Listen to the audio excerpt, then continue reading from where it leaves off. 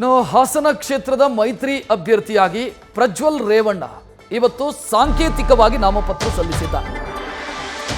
ಹಾಸನ ಲೋಕಸಭಾ ಕ್ಷೇತ್ರದ ಅಭ್ಯರ್ಥಿಯಾಗಿ ಅವರು ಸ್ಪರ್ಧೆ ಮಾಡ್ತಾ ಇದ್ದಾರೆ. ಮಾಜಿ ಪ್ರಧಾನಿ ದೇವೇಗೌಡರ ಆಶೀರ್ವಾದ ಪಡೆದು ಸಾಂಕೇತಿಕವಾಗಿ ನಾಮಪತ್ರವನ್ನು ಸಲ್ಲಿಸಿದ್ದಾರೆ. ಸೂಚಕರಾಗಿ ನಾಮಪತ್ರಕ್ಕೆ ದೇವೇಗೌಡರು ಸಹಿ ಹಾಕಿದ್ದಾರೆ. ನಾಮಪತ್ರ ಸಲ್ಲಿಕೆಯ ವೇಳೆ ಪ್ರಜ್ವಲ್ ರೇವಣ್ಣ ಅವರಿಗೆ ಅವರ ತಂದೆ ರೇವಣ್ಣ ಜೊತೆಗೆ ಎ ಮಂಜು, ಸ್ವರೂಪ್ ಪ್ರಕಾಶ್, ಸಿಎನ್ ಬಾಲಕೃಷ್ಣ ಸಾಥ್ ಕೊಟ್ಟಿದ್ದಾರೆ.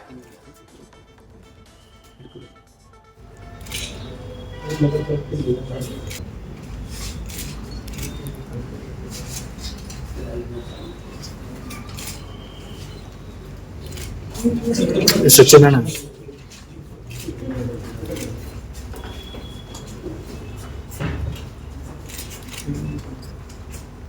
तौफिक सर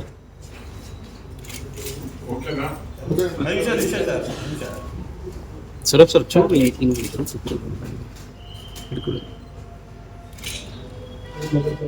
ರೇವಣ್ಣ ಹಾಸನ ಕ್ಷೇತ್ರದಿಂದ ಮೈತ್ರಿ ಅಭ್ಯರ್ಥಿಯಾಗಿ ಅಂದರೆ ಜೆಡಿಎಸ್ ಅಭ್ಯರ್ಥಿಯಾಗಿ ಬಿಜೆಪಿ ಬೆಂಬಲಿತ ಜೆಡಿಎಸ್ ಅಭ್ಯರ್ಥಿಯಾಗಿ ಕಣಕ್ಕಿಳಿತಾ ಇದ್ದಾರೆ. ಅವರ ಹೆಸರು ಇನ್ನೂ ಕೂಡ ಅಧಿಕೃತವಾಗಿ ಘೋಷಣೆ ಆಗಿಲ್ಲ, ಆದರೆ ನಾಮಪತ್ರವನ್ನು ಸಲ್ಲಿಸಿದ್ದಾರೆ. ಅದಕ್ಕೆ ಸಂಬಂಧಿಸಿದ ದೃಶ್ಯ ನೋಡ್ತಾ ಇದ್ದೀರಿ.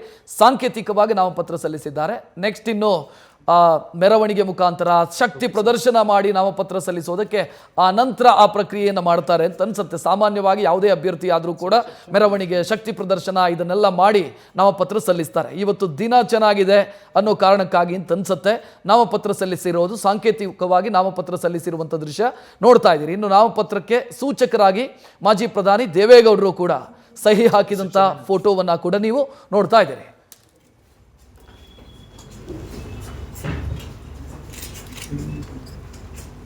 तौफिक सर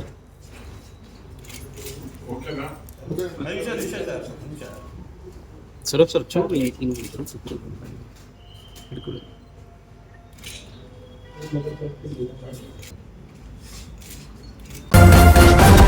ನ್ಯೂಸ್ ಫಸ್ಟ್ ನಿರ್ಭೀತಿಯಿಂದ ನಿಮ್ಮ ಪರವಾಗಿ.